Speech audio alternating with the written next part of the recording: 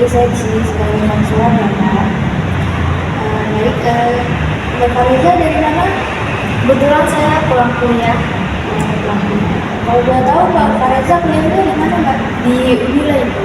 Oh, di lumayan jauh juga ya. Tadi gimana Mbak di perjalanan? Alhamdulillah lancar sih Bu. Alhamdulillah lancar ya Mbak. Oke, sebelumnya saya mau nanya nih Mbak Fariza, kesini menemui saya itu ada dengan tujuan apa dan maksud apa ya Mbak? Jadi tuh saya tuh lagi ngalamin masalah gitu Bu sama sahabat saya yang dulunya kita tuh deket banget, bahkan dari SD sampai kuliah pun kita tuh deket gitu, satu sekolah terus. Tapi akhir-akhir ini saya ngerasa dia tuh ngejauh gitu loh Bu. Gitu ya Mbak. Jadi Mbak Fariza ini kesini mau melakukan konseling ya Mbak. Baik, sebelumnya saya mau tanya Mbak Fariza udah pernah melakukan konseling atau belum sebelumnya? Sebelumnya belum pernah sih Bu, dan ini yang untuk yang pertama kali ini. Jadi ini yang pertama kalinya ya. Mbak Fariza udah tahu belum apa itu bimbingan konseling? Yang saya tahu itu bimbingan dan konseling itu tempat curhat gitu Bu. Benar sih apa yang Mbak katakan, cuma saya mungkin sedikit menambahkan ya. Jadi bimbingan konseling itu proses pemberian bantuan kepada klien oleh konselor, yaitu saya kepada Mbak ya, untuk memecahkan masalah dan menyelesaikan masalah yang Mbak miliki. Jadi konseling ini Mbak Bisa ibu. jadi sebenarnya saya mau memberitahu ke Mbak dalam proses konseling ini kita itu ada akses-akses yang harus kita penuhi dan kita ketahui ya. Jadi saya izin sedikit menjelaskan ya Mbak. Jadi yang pertama itu ada asas kerahasiaan. Jadi semua atau apapun yang Mbak ceritakan ke saya itu akan saya simpan untuk diri saya sendiri dan tidak akan saya bagikan kepada orang lain, kecuali yang Mbak ceritakan itu ada hal yang dapat membahayakan diri Mbak ataupun orang lain. Jadi saya mungkin akan terpaksa atau tetap membagikan cerita Mbak ini ke pihak yang terkait atau pihak yang berwajib. Baik, selanjutnya itu ada asas keterbukaan. Jadi saya harap Mbak itu bisa terbuka ya, bercerita tentang masalah Mbak saya. Jadi kita bisa menemukan solusi dari permasalahan Mbak ini dengan baik dan dengan lancar ya Mbak. Selanjutnya ada asas kesukaraan.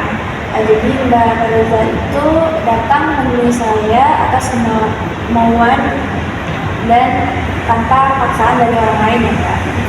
Sebelumnya saya mau tanya Mbak Fariza kesini atas kemauan diri sendiri atau atas paksaan atau suruhan dari orang lain? Kemauan sendiri. Baik, atas kemauan diri sendiri ya Mbak. Sebelum kita mulai konseling, saya mau memberitahu kalau proses konseling kita kali ini tuh kira-kira akan berjalan sekitar 20-30 menit ya. Apakah Mbak Fariza keberatan atau bersedia? Bersedia. Baik, jadi kita mulai konselingnya ya Mbak. Kan tadi Mbak Fariza sedikit yang saya dengarkan, Mbak Fariza punya permasalahan dengan teman Mbak ya. Jadi Mbak merasa bahwa teman Mbak ini tuh menjauh ya dari Mbak. Jadi Mbak merasa kebingungan dan merasa gelisah atas hal yang terjadi pada Mbak ini. Kalau saya boleh tahu, bisa nggak Mbak ceritakan lebih lanjut tentang apa yang terjadi? Jadi kami itu dulu tuh deket banget Bu, ya kan, kemana-mana tuh selalu bareng. Tapi semenjak kuliah ini tuh dia punya teman baru, jadi dia lebih asik sama yang baru Bu. Jadi saya mikirnya tuh dia tuh udah nggak peduli lagi sama saya. Jadi seperti itu ya Mbak. Jadi Mbak ini merasa teman Mbak ini sudah mulai asik dengan teman Mbak yang baru, dan Mbak merasa seperti acuhkan dan merasa dia menjauh dari Mbak, dan Mbak merasa bahwa dia itu sudah tidak peduli lagi dengan Mbak. Kalau saya boleh tahu, apa yang membuat Mbak itu merasa bahwa teman Mbak ini sudah tidak peduli lagi dengan Mbak? Setiap kali saya coba buat ajak ketemu dia tuh selalu nolak gitu loh, Bu. Terus dengan alasan dia udah ada janji lah sama yang lain atau punya rencana gitu sama yang lain. Jadi saya merasa jadi pilihan kedua gitu, Bu.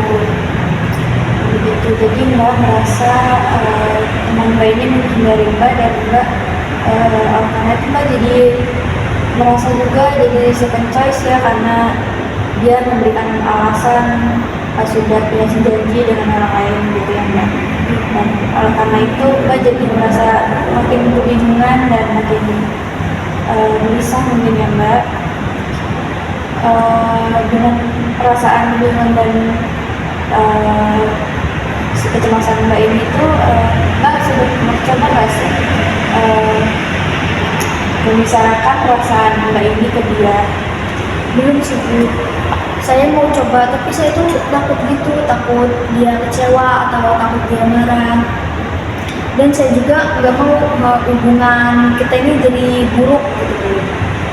Baik Mbak, jadi di samping Mbak merasa gelisah dan bingung ya atas perasaan Mbak yang belum tersampaikan ini, tapi di sisi lain Mbak takut atas reaksi yang akan Mbak berikan ya Mbak. Kalau misalkan Mbak bisa jujur nih atau bisa bicara jujur nih ke dia, apa yang mau Mbak katakan ke dia? Mungkin saya akan bilang kalau saya merasa dia itu ngejauhin saya, Bu. Dan saya juga bakal bilang kalau saya itu kangen masa-masa kita bareng dulu. Terus sama saya juga mau tahu kenapa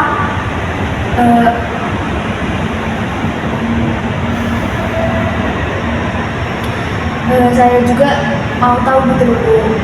Apa saya buat salah sama dia atau gimana gitu.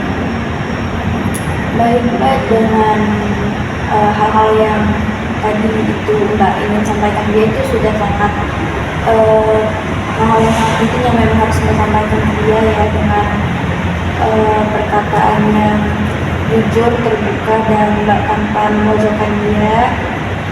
Itu sudah sangat baik ya, yang dapat Mbak sampaikan ke dia. Saya mau nanya, kalau misalkan Mbak sudah menyampaikan nih perasaan Mbak ini ke dia, mungkin menurut Mbak gimana perasaan Mbak jika Mbak itu sudah menyampaikan perasaan ini? Saya merasa lega ya, Bu, walaupun cuma ngebayanginnya aja gitu.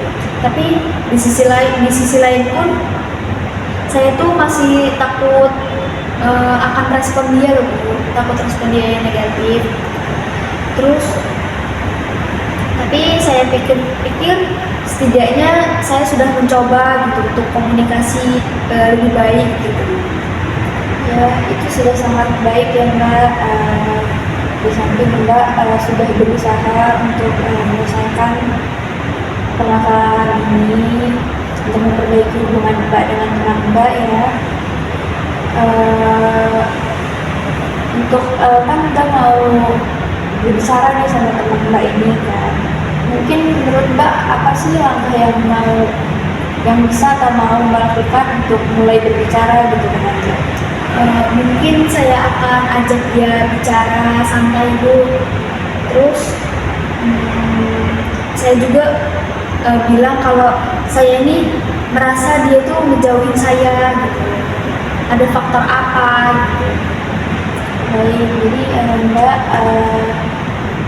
akan menyampaikan ke dia ya kalau Mbak itu kebingungan dan merasa sebenarnya Mbak itu rindu Mbak dengan Mbak, dan Mbak menyampaikan apakah Mbak ini ada salah sama dia. Itu sudah sangat baik ya Mbak. Jika itu misalkan sudah Mbak lakukan kan, saya mau tanya menurut pendapat Mbak nih, gimana menurut Mbak itu perasaan Mbak tentang atau pikiran Mbak tentang langkah yang akan Mbak lakukan ini? Ya mungkin eh, mungkin sedikit menenangkan ya Bu, walaupun saya masih gugup juga akan jawaban dia nantinya, tapi demi hubungan persahabatan kita lanjut, saya akan lakuin itu. Perasaan gugup itu wajar ya Mbak, tapi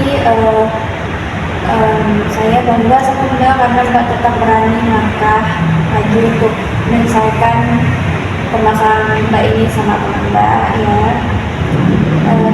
Saya juga dari yang saya dengar Mbak itu sangat peduli ya dengan hubungan persahabatan Mbak dengan teman Mbak ini, dan saya juga melihat usaha Mbak untuk memahami dan mengerti kondisi serta keadaan dari hubungan Mbak dengan teman Mbak ini. Jadi saya mau menyampaikan apapun yang terjadi kan Mbak sudah memberikan yang terbaik kan, untuk Mbak menjaga hubungan Mbak ini. Jadi kedepannya saya doakan agar lancar ya Mbak. Baik, mungkin sekian saja sesi konseling kita pada hari ini. Untuk sesi konseling selanjutnya mungkin nanti kita dikomunikasikan di chat aja nanti ya Mbak, kita komunikasikan kembali perkembangan dari masalah Mbak. Baik Mbak, terima kasih ya Mbak sudah berani dan datang kemari menemui saya untuk menyampaikan permasalahan Mbak. Baik Ibu, terima kasih banyak sudah meluangkan waktunya untuk saya, dan saya juga mengucapkan terima kasih banyak untuk semua solusi yang Ibu berikan. Baik Mbak, Mbak dari sini nanti mau kemana? Mungkin langsung pulang sih Ibu. Langsung pulang ya Mbak. Pulangnya naik apa Mbak? Naik motor Ibu. Naik motor. Mbak, mari saya antar Mbak ini.